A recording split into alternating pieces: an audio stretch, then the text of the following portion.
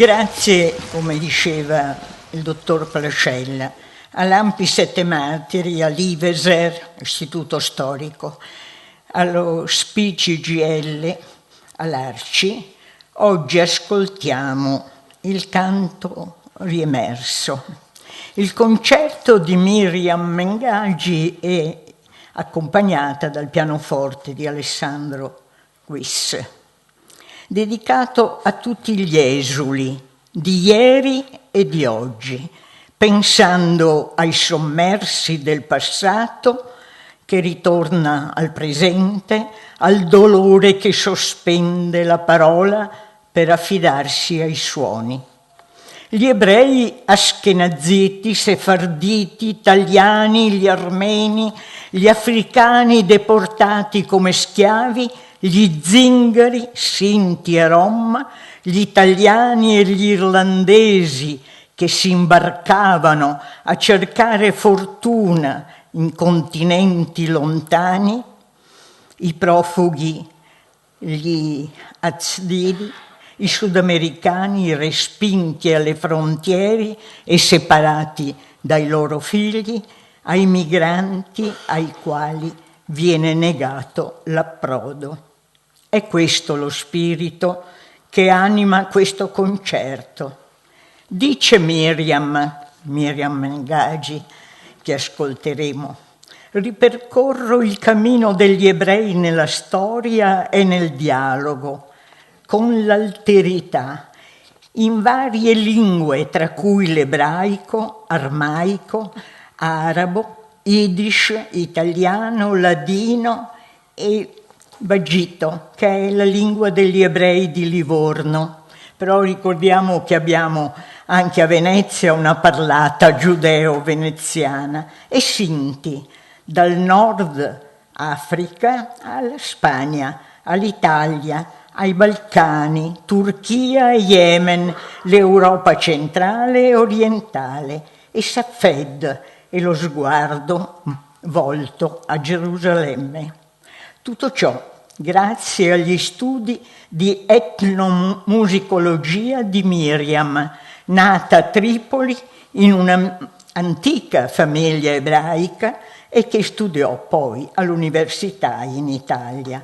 Ben prima del 1938 i primi campi di internamento furono organizzati dai fascisti in Italia per gli ebrei stranieri ed erano situati in zone prevalentemente centro-meridionali, ad Agnone in Isernia, nel Molise, a Ferramonti in Calabria.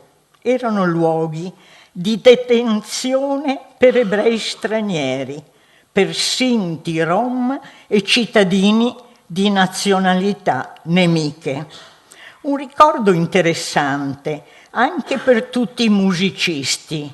Si mescolavano in questi campi suoni e canti zigani e gitani con le musiche klezmer, gypsy, musiche ebraiche.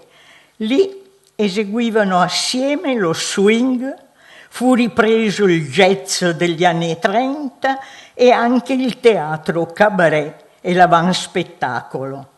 Suoni zigani eseguiti da zingari prevalentemente nomadi.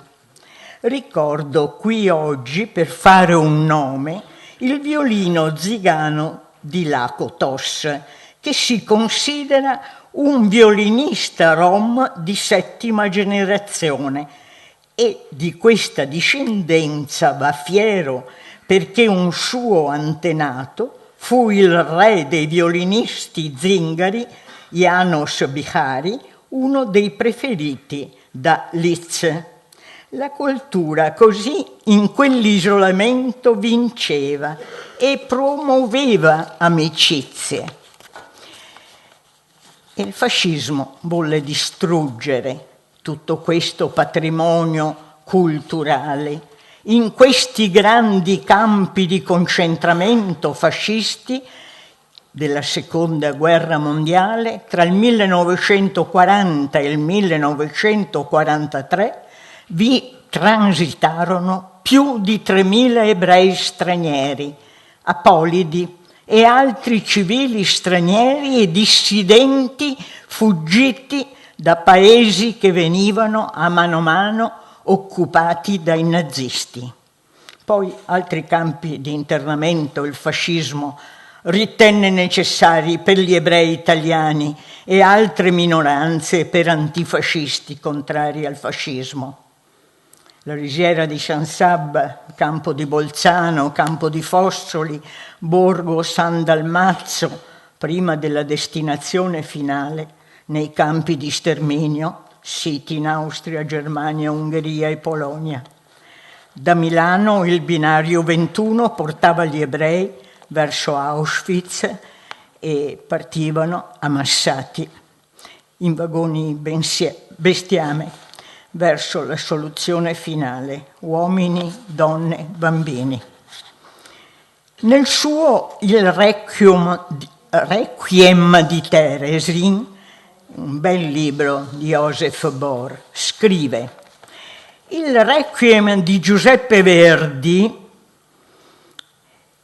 ispirato alla liturgia cattolica per i defunti e cantato in latino, apparentemente lontano dalla tradizione ebraica, fu per un giovane musicista internato a Teresin, Raphael Schnetter, che aveva fatto di questa esecuzione una ragione di vita, quella poca che ancora sarebbe riuscito a vivere, con un solo pianoforte malconcio e un'unica coppia della partitura che orchestrali e cantanti dovevano imparare a memoria. Schechter aveva messo assieme nel 1942 uno spettacolo di grande livello e di inaudita forza simbolica.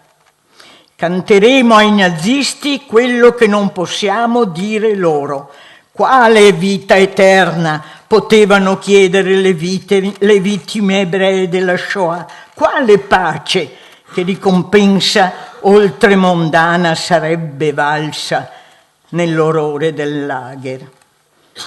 Qualcuno dei musicisti viveva qualche giorno di più, necessario com'era per l'orchestra che i nazisti volevano suonare, che suonasse per accompagnare ogni volta i compagni ai forni della morte.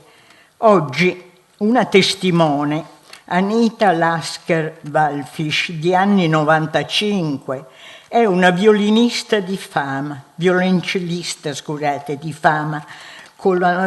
cofondatrice delle English Chamber Orchestra. È ebrea sommersa e salvata nell'inferno del lager nazista.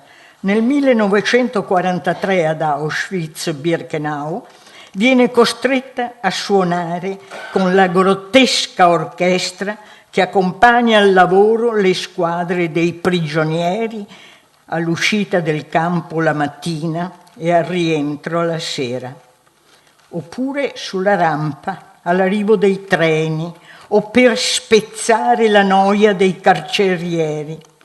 Lo sappiamo, amano molto i tedeschi la musica, però è noto.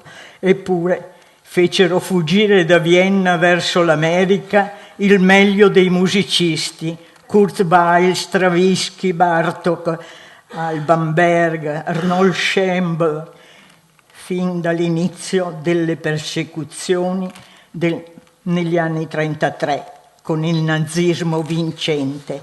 Ma una nota la dobbiamo fare anche per il nostro Toscanini Arturo, direttore d'orchestra tra i migliori del secolo, per la precisione e il rigore delle sue interpretazioni.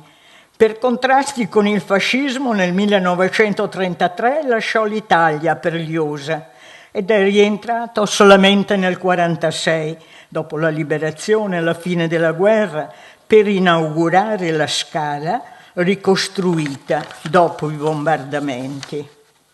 Il nostro concerto è frutto di una ricerca e di un recupero delle opere di compositori ebrei scappati dalla Germania nazista.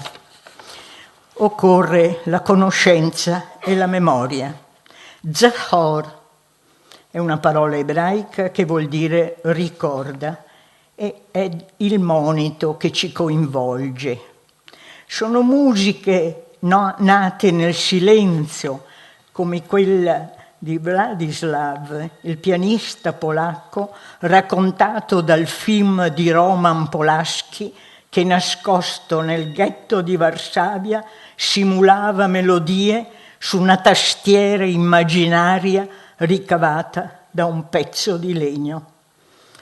Bene, oggi questo concerto con Miriam Mengaci, che ringraziamo, con il pianista Alessandro Wissel, il canto riemerso, ci fa ricordare che Luigi Nono, musicista veneziano, diceva che il miglior strumento fra tutti è la voce umana, e va ricordato anche quel suo pezzo, Ricorda cosa ti hanno fatto ad Auschwitz, del 1965, un pezzo per voce soprano e nastro magnetico, e ci fa ritornare alla mente quanto disse in quella musica. Caro Gigi, musicista eccezionale, amico carissimo, come potremmo dimenticare? Anche oggi vogliamo conoscere e far conoscere, soprattutto ai giovani, il canto riemerso di Miriam Mengaci, che non è un ricordo di un giorno, è il ricordo di tutto l'anno.